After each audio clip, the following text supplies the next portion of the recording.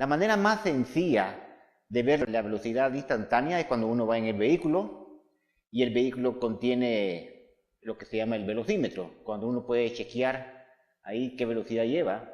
Entonces uno va en su vehículo o va en una bicicleta que contiene este aparatito y uno puede mirar en cualquier instante qué velocidad tiene en ese instante cuando lee lo que el velocímetro informa.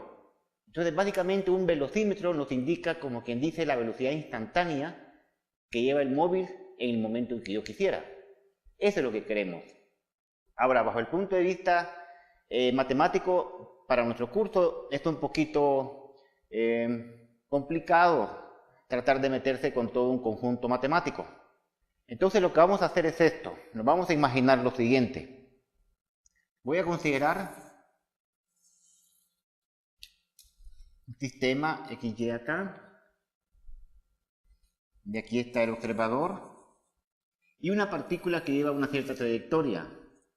En un instante t sub 0, esta partícula tiene una posición r sub 0 en un tiempo t sub 0 y en un instante de tiempo t, la partícula tiene una posición final r final. Entonces, bajo el punto de vista geométrico, quiero que analicemos esto.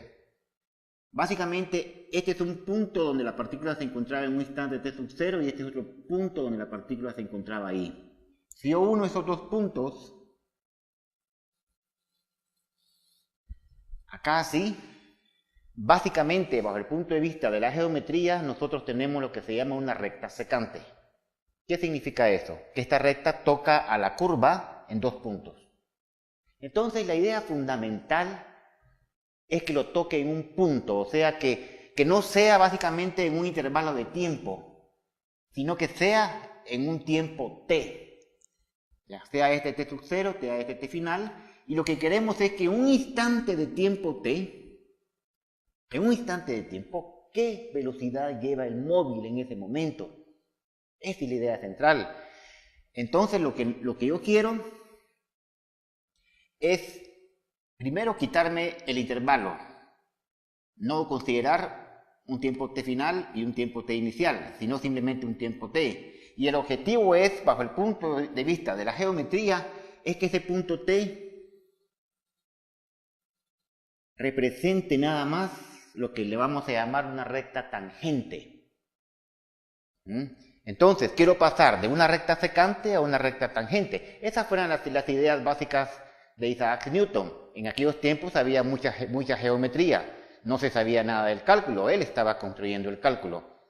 Entonces, la idea central es esa. Tenemos una recta secante y queremos pasar a una recta tangente. Esto va a estar muy importante más adelante.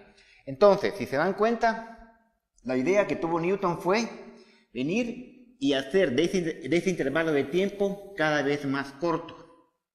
Y cada vez más corto. Ahora, el intervalo de tiempo t sub 0, t final, ahora lo hizo un poquito más corto. Y siempre acá había una recta secante. Pero luego siguió haciéndolo más corto. La idea era esa. Hacer de ese intervalo de tiempo lo más corto posible. O sea que el intervalo delta t, que antes era acá, ahora es acá, ahora es acá. La idea era hacerlo tan pequeño que al juntarse en este punto, cuando la delta t tiende a ser muy pequeño, la recta secante se vuelve una recta tangente. Esa es la idea principal. Y ello implica también la idea de un límite en el cual el delta t poco a poco se va haciendo más pequeño y más pequeño y más pequeño y más pequeño, tal que tienda a cero. En el momento en que tiende a cero, si existe ese límite, entonces se dice que se encontró lo que vamos a llamar la idea central de la velocidad instantánea, que es pasar de una recta secante a una recta tangente. Recordemos que la velocidad media no es más que el cambio de la posición en el intervalo de tiempo en que lo hace. El cambio de la posición efectivamente es esa recta tangente. Recuerden que es ese vector que viene acá así. Entonces, el delta R, este delta R, está en la dirección de esa recta secante. Y ahora lo que queremos es que delta T sea lo muy pequeño posible para que esta recta pase a ser una tangente. O sea que la idea es la siguiente. La velocidad instantánea la vamos a definir como el límite cuando delta t tiende a 0 del cambio de la posición en el intervalo de tiempo en que lo hace. Esta es la idea central. Pasar, bajo el punto de vista de geometría, y esto es muy importante, pasar de la recta tangente, de la recta secante, perdón, a la recta tangente. ¿Estamos claros?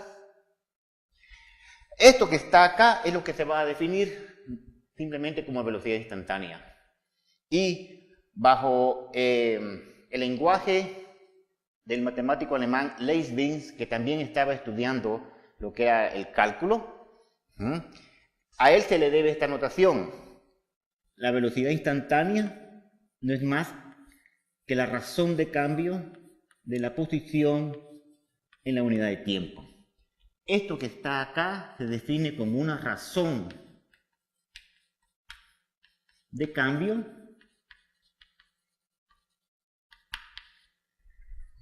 en este caso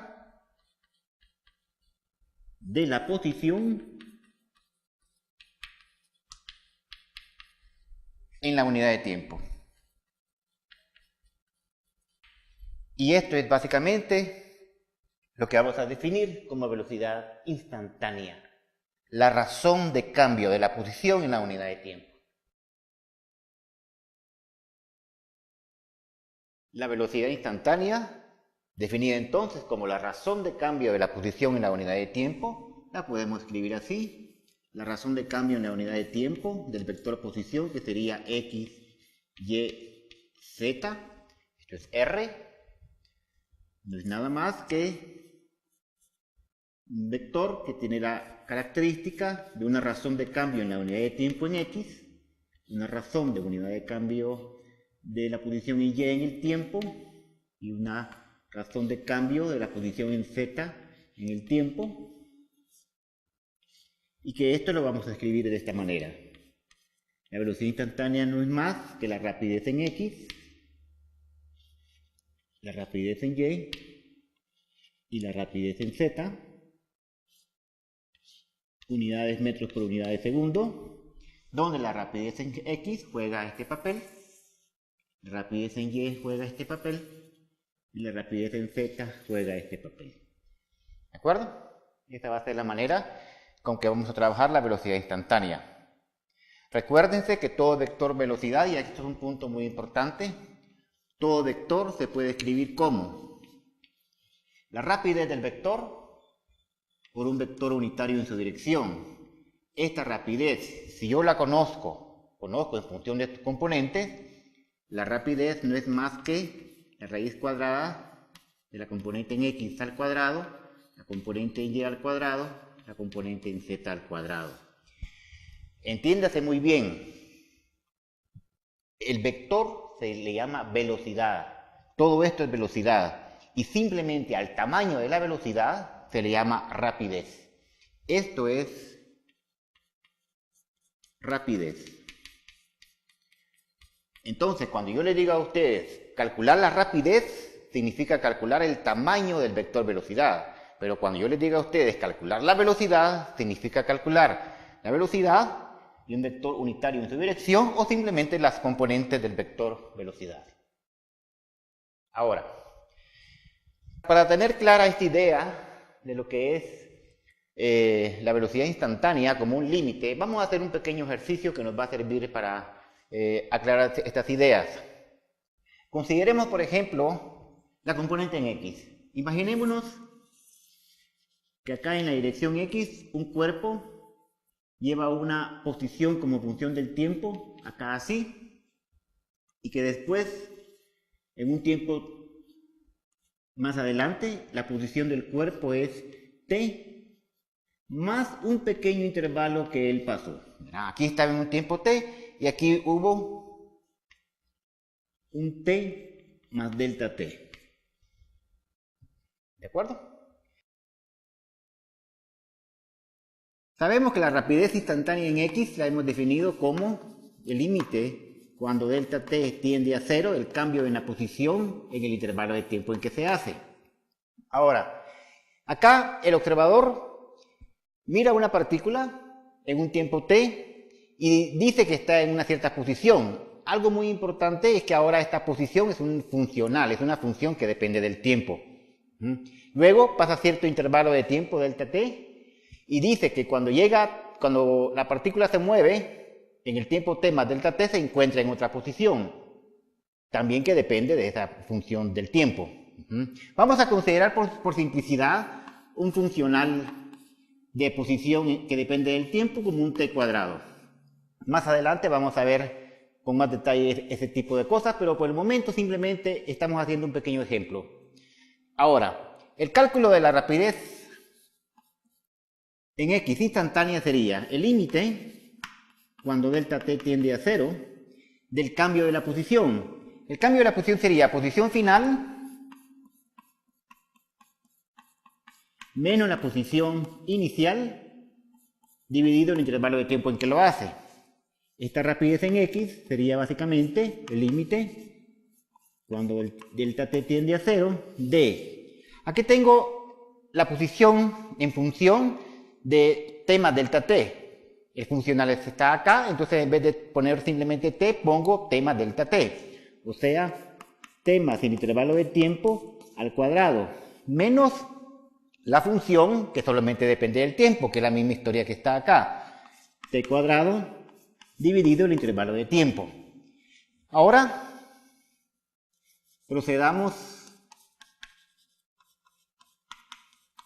a calcular acá, por ejemplo, este cuadrado que está ahí, que sería t cuadrado más 2 veces t por delta t más delta t al cuadrado menos t al cuadrado dividido el delta t. Observen ustedes que el t cuadrado acá se cancela con el t cuadrado acá, y entonces la rapidez en x sería el límite cuando delta t tiende a 0 de...